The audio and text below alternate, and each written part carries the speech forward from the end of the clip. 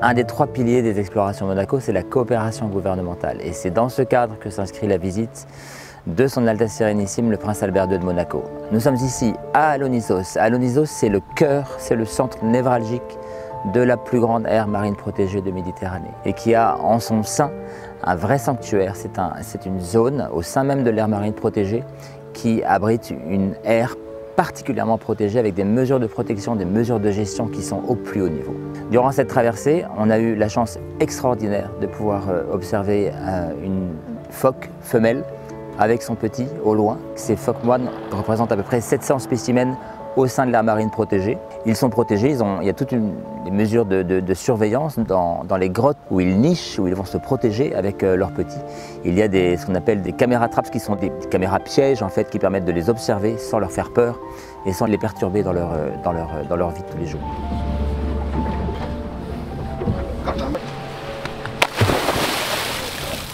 D'abord, je suis très heureux d'être en Grèce, c'est un pays que j'apprécie beaucoup. Très heureux d'être ici dans cette grande aire marine protégée et puis de rejoindre des explorations de Monaco dans ce merveilleux cadre. Alors ce matin, on a pu devancer un petit peu ce navire sur lequel nous sommes pour aller voir si on arrivait à apercevoir des phoques moines. Et donc on a vu dans une belle grotte, on a vu une mère et son petit. Donc c'est formidable de voir qu'ils se sentent protégés. Alors on a vu une mère et son petit. Tout au fond, bon, on ne s'est pas trop approché. Après, il y a une vingtaine de mètres. Et puis la mer commençait à sortir là. C'est pour ça qu'on est reparti, on va les gêner.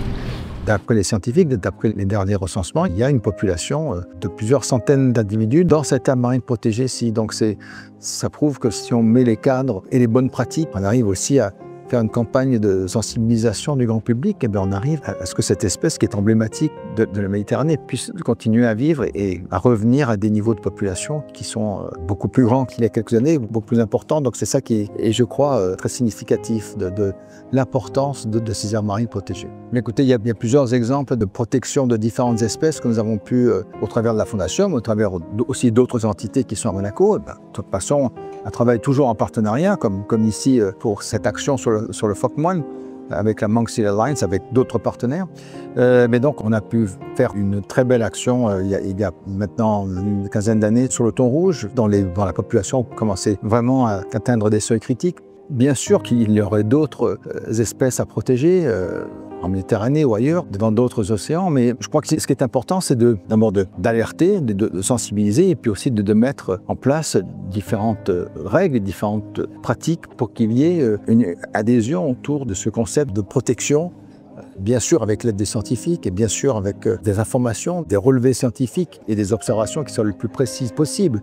Et donc, je suis très heureux, pour prendre l'exemple du phoque moine, qu'on ait pu, grâce à toutes les entités qui sont avec nous, qu'on ait pu vraiment aider à ce que les populations de phoque moine en Méditerranée, qui avoisinent les 1000 individus, il n'y a que 1000 individus du phoque moine sur la planète. Donc, c'est une population fragile et donc il faut continuer ces efforts encore sur plusieurs années.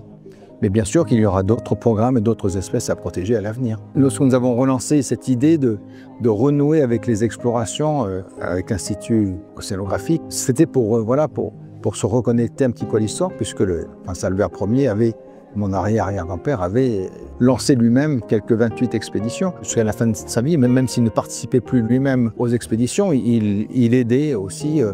Donc depuis les années 1920, il n'y avait plus d'expéditions et d'explorations au départ de Monaco. Donc on a voulu renouer avec cette histoire.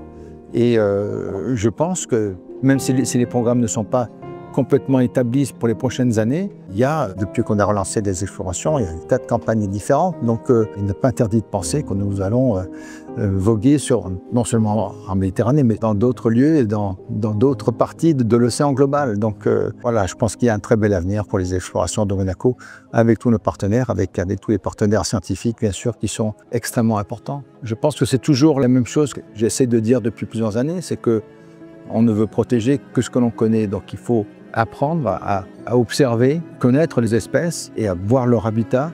Et si on arrive à les respecter, bien sûr, et à respecter leur espace de vie, eh bien, on peut arriver à mieux les protéger. Donc, il faut cette approche, disons, presque intime avec le milieu marin pour mieux le comprendre, pour mieux le protéger.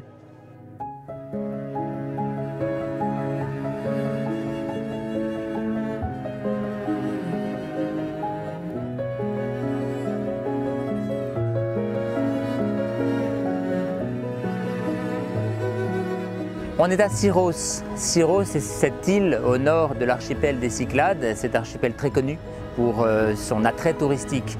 À Syros, on y a rencontré à nouveau les enfants des écoles, où on a pu organiser toutes ces activités de médiation, à la fois à bord de Maudix, mais également dans les écoles, les activités sur le plancton et sur les enjeux et les menaces qui concernent la Méditerranée.